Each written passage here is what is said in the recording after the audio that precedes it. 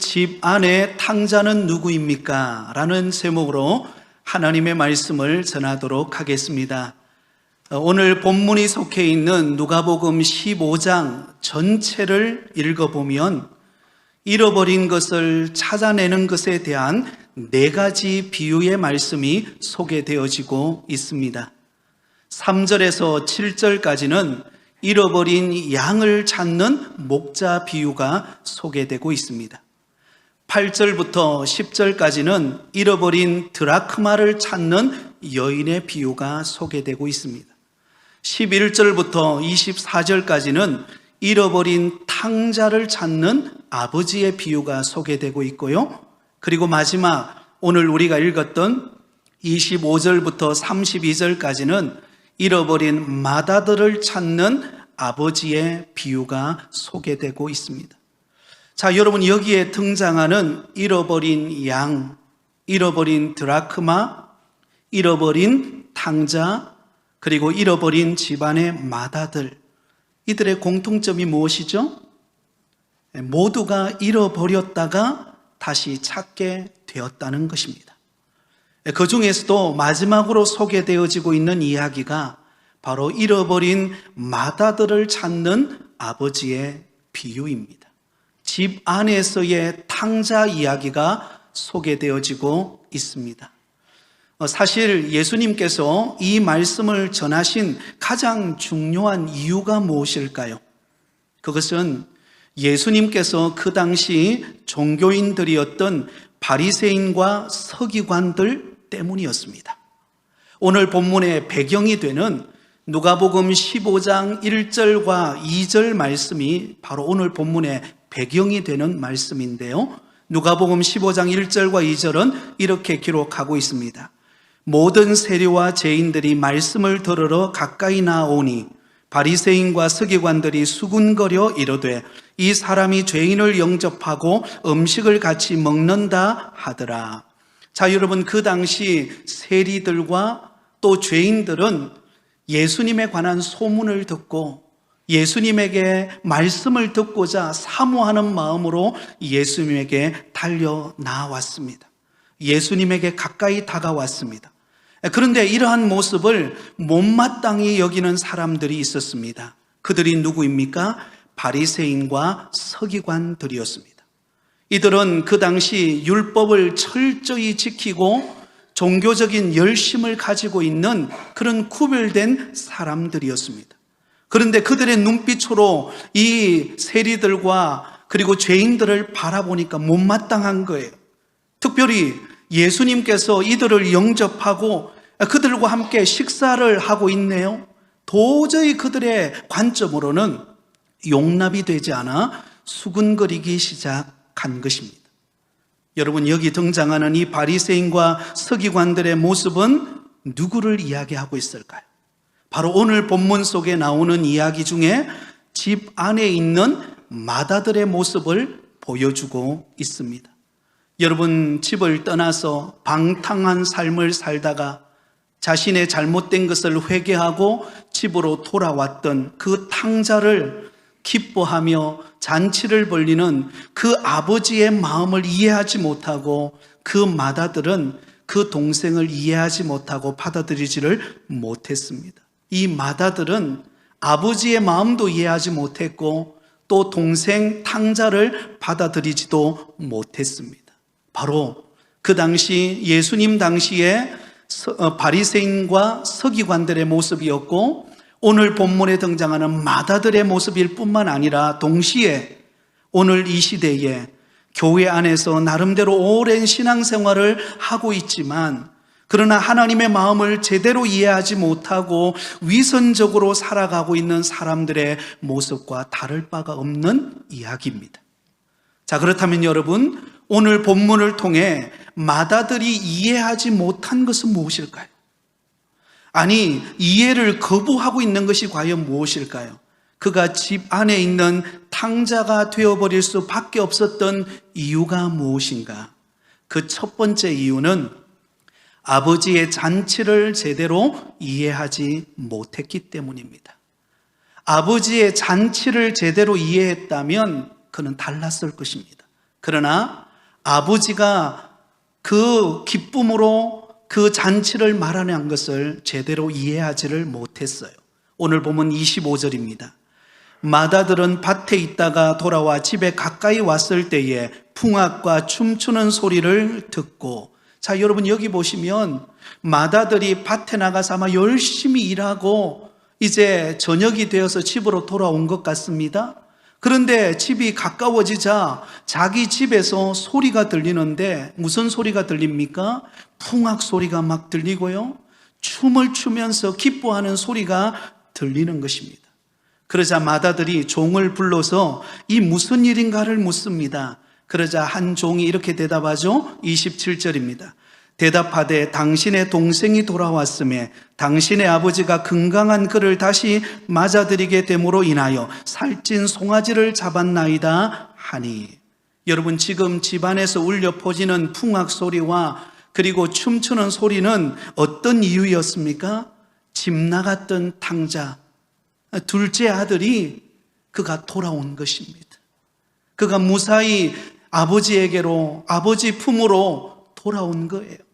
그래서 아버지가 너무나 기뻐서 그 죽었다 살아난 것 같은 그런 감격을 가지고 지금 송아지를 잡아서 잔치를 벌리면서 풍악 소리가 울리고 춤을 추면서 함께 기뻐하고 있는 잔치를 마련한 것입니다. 그러자 여러분, 드디어 마다들은 이 잔치의 이유를 알게 되었죠. 집 나간 동생이 드디어 집에 돌아와서 아버지가 너무 기뻐서 잔치를 열었다라는 사실을 알게 되었습니다. 그런데 문제는 이 사실을 알았다면 여러분 같으면 어떻게 하겠습니까? 여러분 같으면, 저 같으면 너무 기뻐서 달려가서 그 잃었다가 다시 돌아온 그 탕자 동생을 끌어안고 너 왜 이제야 왔냐고, 몸은 성하냐고 그렇게 기쁨으로 맞이하는 것이 당연하지 않습니까?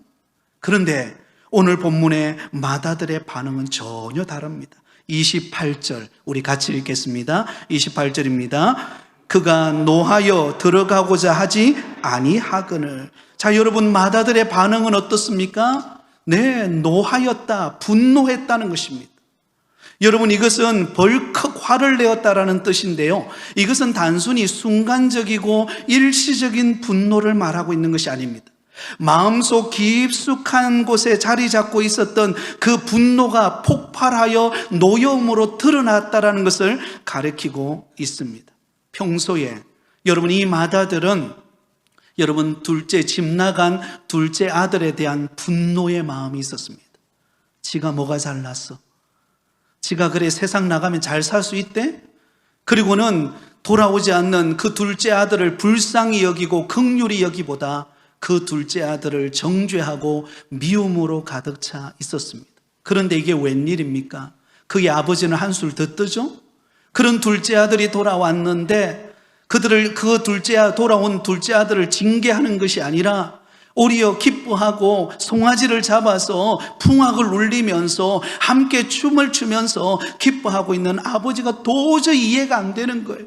그래서 그 쌓여있던 분노가 치밀어 올라오게 된 것입니다. 자, 여러분, 여기서 완전히 정반대의 감정을 보이고 있습니다. 여러분, 집 나갔던 아들이 돌아온 그 아버지의 기뻐하는 모습, 또 비록 집은 나갔지만 그러나 아버지의 품으로 돌아왔을 때 그 아버지가 자기를 끌어안아주고 따뜻하게 대어주는 그 사랑의 감정을 느낀 그 탕자의 모습, 그리고 그것을 지켜보는 모든 종들이 모두 하나 되어서 함께 기뻐하며 감격하며 지금 즐거워하고 있습니다. 그런데 유독히 누구만, 맏아들만 기뻐할 수 없었어요.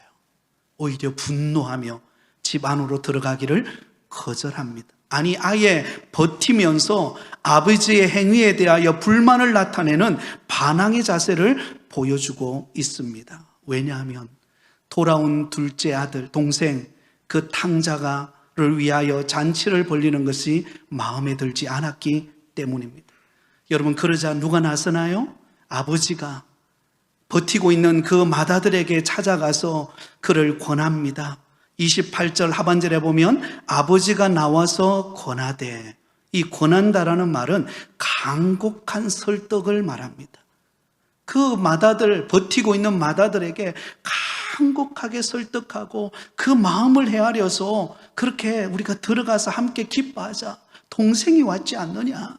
그러면서 함께 기뻐하기를 바라지만 그의 바람과는 전혀 다르게 여러분 이 마다들은 그것을 거절합니다. 여러분 이것은 무엇을 말하고 있을까요? 마다들은 이 잔치를 제대로 이해하지 못했다는 것을 알 수가 있습니다. 아니 더 정확하게 말하면 그 잔치를 이해하지 않기로 작심했다라는 것입니다. 그렇다면 여러분 도대체 왜 이 마다들은 그렇게 반응했을까요? 다 기뻐하고 있는데, 다 즐거워하고 있는데 왜 그 잔치에 참여하지 못하고 그는 분노하면서 그 자리를 끄려하고 있을까요? 가장 중요한 이유는 그가 그 잔치를 마련한 아버지의 마음을 이해하지 못했기 때문입니다. 여러분, 이 잔치를 베푸는 이 아버지의 마음은 어떤 마음일까요? 이 아버지에게 있어서 자식이라는 존재는 어떤 존재일까요? 여러분, 특별히 둘째 탕자는 집 나갔던 탕자, 마치 죽었다가 다시 살아온 것 같은 그 아들을 맞이하는 아버지의 마음은 어떤 마음일까요? 여러분, 잃어버린 한 아들이 돌아왔을 때 그를 사랑하는 마음, 그를 불쌍히 여기는 마음, 그가 무사히 돌아온 것만 해도 감사하는 마음, 그 마음이 아버지의 마음 아닐까요? 그 아버지의 마음으로 그 둘째 아들을 바라보았고 그 둘째가 무사히 집에 돌아온 것 때문에 그는 잔치를 벌리고 송아지를 잡고 함께 기뻐하며 즐거워하고 있습니다. 그러나 마다들은 그런 아버지의 마음을 이해하지 못했던 것입니다. 결과적으로 그 잔치의 의미를 그는 깨닫지 못했다라는 것입니다. 사랑하는 여러분, 우리가 하나님 아버지의 마음을 제대로 이해하지 못하면 우리에게는 어떤 반응이 나타날까요? 우리에게는 때로는 신앙생활 하면서도 끊임없는 불만과 불평과 또 때로는 나도 모르게 막 별로 하고 싶지 않는 마음들이 우리 안에 슬며시 들어오게 됩니다. 그 이유는 일이 힘들어서가 아니라 하나님 아버지의 마음을 제대로 모르기 때문에 그렇습니다. 여러분 한번 생각해 보세요. 하나님께서 만일 우리를 사랑하지 않으셨다면, 하나님께서 저와 여러분을 선택하여 불러주지 않았다면 우리가 구원받을 수 있을까요? 하나님의 자녀가 될 수 있을까요? 우리의 의로, 우리의 노력으로, 우리의 어떤 지식으로 구원받을 수 있을까요? 불가능합니다. 전적인 하나님의 은혜로 저와 여러분이 구원받은 하나님의 자녀가 되어진 줄 믿습니다. 또한 우리가 믿음 생활하고 하나님의 자녀가 되었지만 끊임없이 하나님께서 우리를 향한 사랑과 긍휼과 자비를 베풀어 주지 않는다면 과연 우리가 오늘 이렇게 주 앞에 나와서 마음껏 예배하고 하나님께 영광을 돌릴 수 있을까요? 그럴 수 없을 거라고 저는 생각합니다. 저 자신만 보더라도, 목사이지만 저 자신만 보더라도 저의 어떤 행위나 나의 어떤 삶을 본다면 하나님이 나를 목회자로 세워서 우리 성도들에게 말씀을 전하는 주의 종으로 쓸 수 없을 것입니다. 그런데 하나님은 오래 참고 기다리시고 또 긍휼을 베푸시고 또 은혜를 부어주셔서 이만하게 섬기게 하시고 은혜 주셔서 하나님의 나라를 위하여 섬길 수 있는 그 축복을 허락하신 줄 믿습니다. 여러분, 하나님의 은혜를 생각해 보면은요, 우리는 감사하지 않을 수 없어요. 나 같은 죄인을 구원하여 불러주신 그 은혜에 감격하여 여러분 은혜의 그 도가니 안에서 기뻐하지 않을 수 없습니다. 존 뉴턴이 그는 노예 상인으로서 아프리카에 가서 노예들을 잡아서 그리고는 유럽에 가서 그 노예들을 팔아넘기는 아주 잔인한 인생을 살았던 그런 사람이었습니다. 그런데 그가 폭풍을 만나고 그리고는 그가 회심하는 기회를 얻게 됩니다. 그래서 예수 그리스도를 영접하고 난 다음에 지난날 자신의 과거가 얼마나 하나님 앞에 부끄러웠는지, 정말 도저히 자신이 구원받아 하나님의 택한 자녀가 될 수 없는 존재였던 자신을 구원하여 예수 믿게 해주신 그 은혜에 감사하여서 그가 기록한 찬양이, 그가 지은 찬양이 우리가 잘 아는 나 같은 죄인 살리신 주 은혜 놀라워. 나 같은 죄인 살리신 주 은혜 놀라워. 잃었던 생명 찾았고 광명을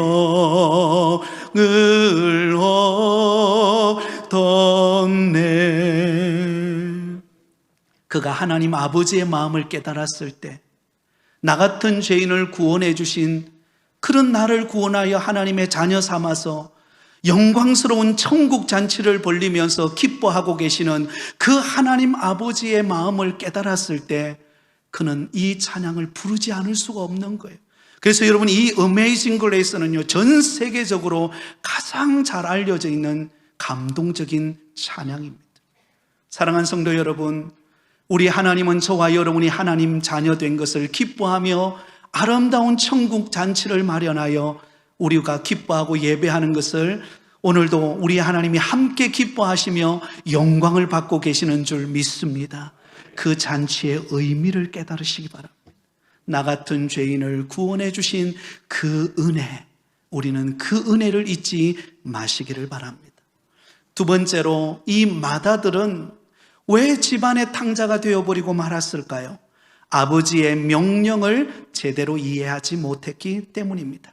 오늘 본문 29절에 보면 마다들이 아버지에게 항변하면서 그 설득하고 동생을 우리가 축하해 주자고 그를 설득하고 있는 그 아버지에게 항변하면서 그는 이렇게 말합니다. 29절입니다. 아버지께 대답하여 이르되 내가 여러 해 아버지를 섬겨 명을 어김이 없거늘 내게는 염소 새끼라도 주어 나와 내 벗으로 즐기게 하신 일이 없더니. 자, 여러분, 여기 보면 마다들이 매우 불만 섞인 어투로 아버지에게 따지기 시작합니다. 아버지, 내가 여러 해 동안 아버지를 위해서 내가 일하지 않았습니까? 아버지 명령한 거 내가 어긴 적이 있습니까? 그런데 내가 나를 위해서는 염소 새끼 한 마리 잡아주지 않고 저 집 나갔던 동생, 저 동생이 뭐라고, 그 동생이 돌아왔다고 이렇게 풍악을 울리고 춤을 추면서 잔치할 수 있습니까? 여러분, 이런 불만이에요. 자, 여러분, 이 말을 가만히 묵상해 보세요. 마다들은 겉으로 보면은요, 이 마다들은 틀림없이 아버지의 명령, 아버지의 심부름을 이행했던 사람입니다. 그렇지 않습니까? 아버지가 저 밭에 나가서 가서 씨를 뿌려라. 그러면 가서 씨를 뿌렸어요. 그리고 열매가 맺혀질 때면 수확해 와라. 그러면 수확해 왔어요.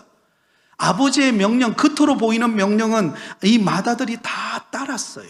그런데 여러분, 자세히 살펴보면 결정적으로 이 마다들은 이상하게도 아버지의 가장 중요한 명령만은 순종하지 않았어요. 그게 뭘까요? 여러분, 한번 생각해 보세요. 아버지가 지금 둘째 아들을 잃어버린 상황입니다.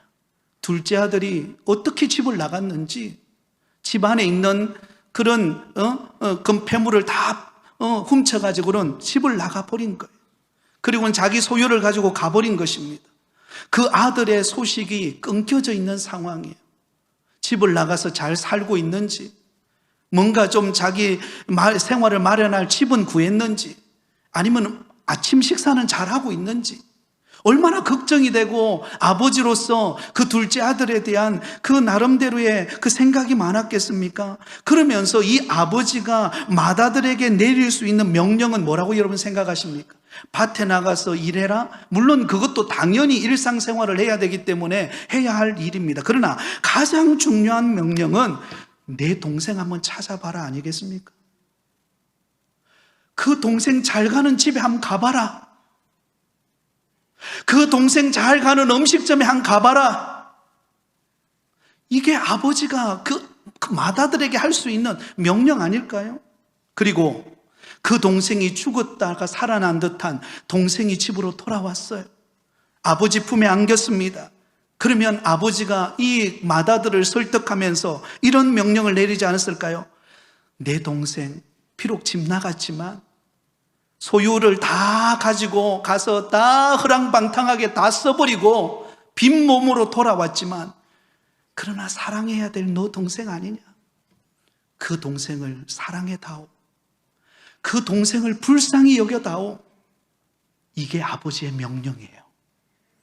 그런데 이 맏아들은 어때요? 그 명령은 다 뿌리칩니다. 그 귀한 아버지가 정말 지금 원하고 있는 명령, 그 아들 한번 찾아봐라. 그 아들이 돌아왔을 때는 그 동생을 끝까지 우리 사랑하자. 근데 그 명령은요, 어디 간 데 없어요. 그러면서 이 맏아들이 주장하는 건 뭡니까? 아버지, 내가 아버지 명령 안 따른 건 뭐가 있습니까? 밭에 나가서 일하라면 밭에서 일했고, 아버지 순종하라면 교회에서 열심히 봉사했고, 안 한 게 뭐가 있습니까? 근데 나를 위해서는 염소 새끼 한 마리 안 잡아줘 놓고 이게 뭡니까? 왜 이런 불만이 터져 나왔을까요? 이 맏아들은 뭐가 문제일까요? 이 맏아들은요, 아버지의 명령에 우선순위를 놓쳐버렸어요. 우선순위. 여러분, 일을 할 때는요, 아마 사업하시는 분들이 계시지만 일을 할 때는 여러 많은 일들이 있다고 다 그냥 하면 안 됩니다. 우선순위가 중요해요. 무엇부터 하는가가 굉장히 중요합니다. 그래야 일의 순서에 따라서 그 문제를 풀어낼 수가 있습니다. 여러분, 실타래도 꼬여 있을 때 그것을 풀려면 그 우선순위를 정해서 풀어야 풀리는 것입니다. 자, 여러분, 아버지 집에서 일상적인 심부름하는 것, 의무를 다하는 것, 성실한 것, 네, 이거 필요합니다. 당연히 그래야죠. 교회에서 봉사하는 것, 예배하는 것, 섬기는 것 다 중요해요. 이거 안 중요한 게 아닙니다. 그런데 아버지가 정말 원하는 명령은 무엇입니까? 사랑이에요. 사랑이 빠진 봉사, 참된 봉사일 수 있을까요? 사랑이 빠진 예배, 진정한 예배일 수 있을까요? 여러분, 하나님께서 우리에게 주신 명령 중에 가장 대표적인 것이 십계명입니다. 근데 이 십계명은요, 그 속에 담긴 의미는 무엇입니까? 다른 게 아니에요. 이렇게 지켜라, 이게 아닙니다. 이렇게 사랑하라는 거예요. 1계명에서 4계명까지는 누구를 사랑해요? 하나님을 사랑해라. 하나님을 사랑하면 자연히 예배 안 드리겠습니까? 하나님을 사랑하면 자연히 우상을 섬기겠습니까? 사랑이 모해답이라는 것입니다. 5계명부터 10계명까지는요, 내 이웃을 내 몸과 같이 사랑하라는 거예요. 사랑의 마음이 있으면 내가 섬기게 됩니다. 사랑의 마음이 있으면요, 희생을 해도 아깝지가 않은 거예요. 사랑하게 되면 그 어떤 것도 뛰어넘을 수 있습니다. 어제 두 쌍이 결혼을 했죠. 사랑하기 때문에 모든 장벽을 뛰어넘는 거예요. 사랑하는 성도 여러분, 우리의 신앙의 우선순위는 무엇입니까? 하나님 앞에 봉사하는 것, 섬기는 것, 네, 당연합니다. 그러나 가장 우선순위는 하나님을 사랑하는 것입니다. 그리고 성도를 사랑하는 것이고, 아직 예수 믿지 않는 내 가족, 친척과 이웃을 사랑으로 바라보는 것입니다. 이것이면 됩니다. 이게 되면 그 다음이 되는 것입니다. 그러나 여러분, 이 맏아들은 다른 거는 다 있었는데 뭐가 없었어요? 사랑이 없었어요. 사랑이 빠져보니까 불만이 튀어나오는 것입니다. 사랑이 없으니까 내 수고가 진짜로 아버지가 기뻐하는지도 몰라요. 사랑을 경험하면 달라집니다. 오늘 이 시간 예배드리는 사랑하는 성도 여러분, 우리 주님을 사랑하십니까? 그러면 정말 뜨겁게 사랑하시기 바랍니다. 여러분, 성도를 사랑하십니까? 그렇다면 정말 뜨겁게 사랑하시기 바랍니다.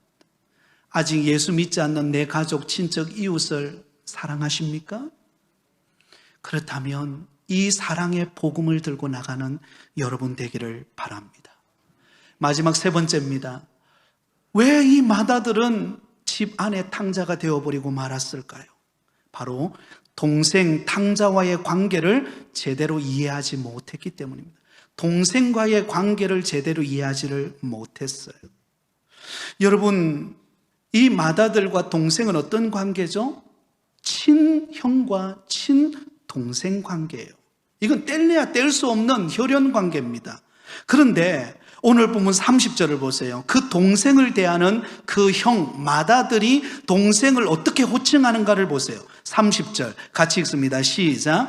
아버지의 살림을 창녀들과 함께 삼켜버린 이 아들이 돌아오매 이를 위하여 살찐 송아지를 잡으셨나이다. 자, 여러분, 아버지를 향하여 불만을 토하면서 이 아버지에게 살림을 창녀들과 함께 삼켜버린 이 아들, 동생을 말하죠. 이 아들이 돌아오매 그를 위하여 송아지를 잡았다 말하는데요, 여기 굉장히 중요한 단어가 있습니다. 그게 뭐냐면 이 아들이라는 단어입니다.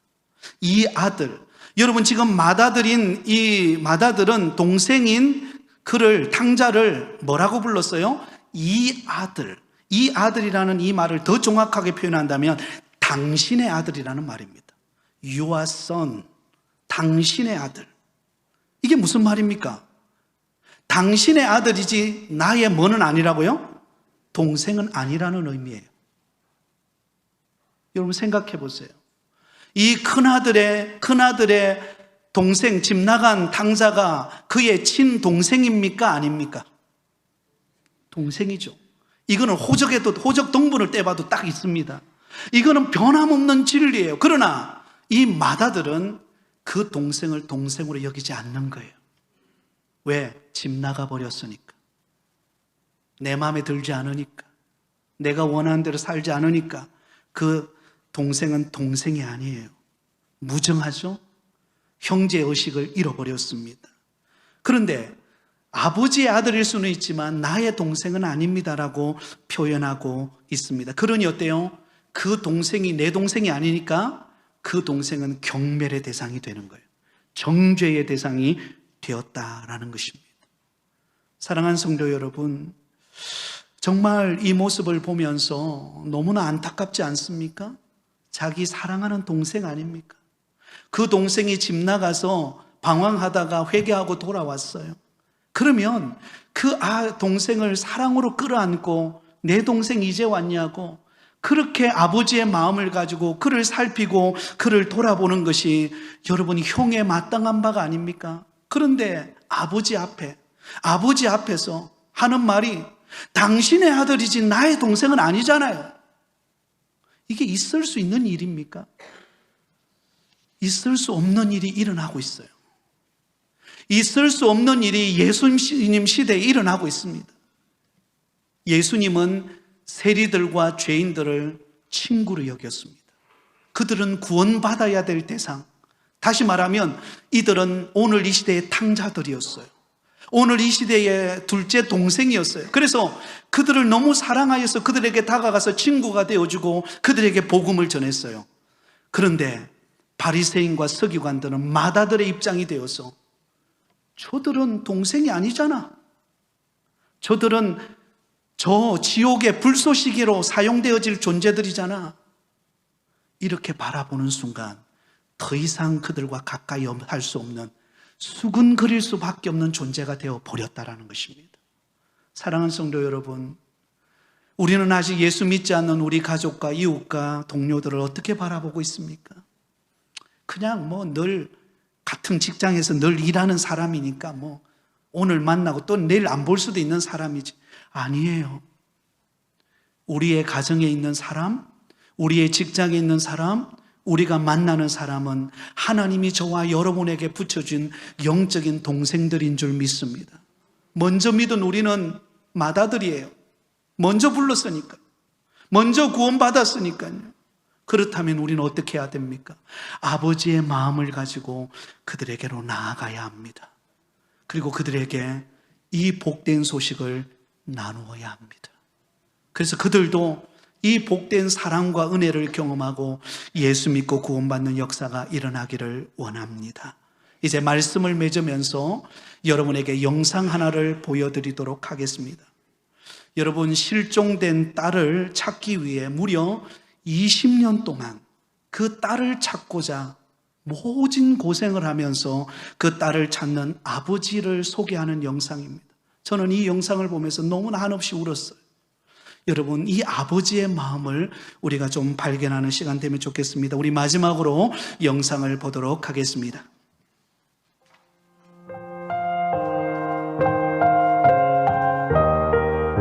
네, 안녕하세요. 실종된 송혜의 아빠 송길령이라는 사람입니다. 올해가 걔 실종이 된 지가 딱 20년째 되는 날인데 그 20년이라는 세월을 한시도 잊어볼 적이 없어요. 안아보십시오. 언제까지 해야 될지 나도 모르는 거예요. 내가 살아있는 동안은 찾아야 되니까 어쩔 수가 없어요. 지금까지 나는 이제 애를 찾는데 20년이나 세월이 삭는 거죠. 나하고 둘이 화물차에다가 전단지 싣고 현수막 싣고 전국 안 가본 데 돌아다니게. 근데 맨정신은 못 돌리는 거예요. 술 한 병 먹고 또 돌리고 차 찾아 보니까 그런 세월이 3년이 되었어요. 이렇게 전국에 돌아다니는 건 이제 포기하고 살아가면서 살자, 찾자 하던 것이 이미 애 엄마는 알코올 중독에 또 심장병에 또 어디서 우울증까지 와가지고 한날 그냥 전단지 끌어안고 잘못됐더라고. 잊을래 잊을 수가 없는 거예요. 잊는다면 그건 인간이 아니에요. 물론 마음에 두고 살아가고 싶지만은 그럴 때에 되면 내 몸이 이상이 와요. 머리가 나가서 전단지나 현수막을 돌리고 내가 들어와야 나도 이제 내일 했구나 편하게 잠을 잘 수가 있지만은 그걸 안 하고 돌아오는 날은 잠을 이룰 수가 없어. 그래서 내 몸이 허락하는 날까지 돌려야 되는데 가면 갈수록 이게 안 되니까 너무 힘이 드니까 그래도 자식이니까 내가 힘들고 내가 못 먹어도 할 수 있는 거는 당연히 부모니까 해야 돼.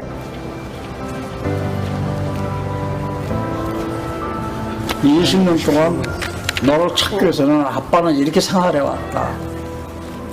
내가 해주고 싶은 말은 그것뿐이에요. 다른 말은 없어요. 한 30, 40대 본 여자들, 아가씨들 보면 저 생각나요. 내 딸이 살아있고 지금 얘 옆에 있었으면 나하고도 같이 이렇게 손잡고 갈 수 있나. 근데 그렇지 못하는 게 그럴 때 구정 돌아오는 것이 어쩌면은 이렇게 싫을 수가 있어요. 내가 바라는 건 이제 나이 내일면 70이에요. 얼마나 더 살겠어요. 얼마나 더 애를 찾겠냐고. 한 노인네라고 생각하고 불안시하지 말고 관심을 한번 가져줬으면 좋겠어요. 그거예요. 네, 저는 이 영상을 보면서 하나님 아버지의 마음이 바로 이분과 같지 않을까라는 생각을 하게 되었습니다. 사랑하는 여러분, 우리 주변에는 아직도 예수 그리스도를 영접하지 못한 영적 잃어버린 탕자들이 있습니다. 그러나 그들을 바라보는 우리의 시선이 마치 마다들처럼 나도 바쁘고 교회 일도 바쁘고 언제 그 사람 전도할 여력이 있어. 그렇게 하고는 외면하고 있는 우리의 모습은 아닌가를 돌아보기를 원합니다. 왜 이 집안에 탕자가 나올 수밖에 없었을까요? 그는 아버지의 잔치를 이해하지 못했기 때문입니다. 죽었다가 다시 돌아온 그 아들을 기뻐하며 잔치를 펼치는 그 아버지의 마음을 이해하지 못한 거예요. 또한 아버지의 명령을 제대로 이해하지 못했습니다. 아버지의 명령은 다른 것보다 사랑이었습니다. 그리고 동생 탕자와의 관계를 제대로 이해하지 못했습니다. 그는 남이 아니라 내 동생이에요. 오늘 우리 주변에 있는 아직 예수 믿지 않는 나의 가족, 내 친척, 내 이웃 동료는 나의 영적인 동생들입니다. 우리는 그들을 향하여 이 복음의 감격을 가지고 나눌 수 있는 정말로 아버지의 마음을 가지고 나가는 저와 여러분이 되기를 예수님의 이름으로 축원드립니다.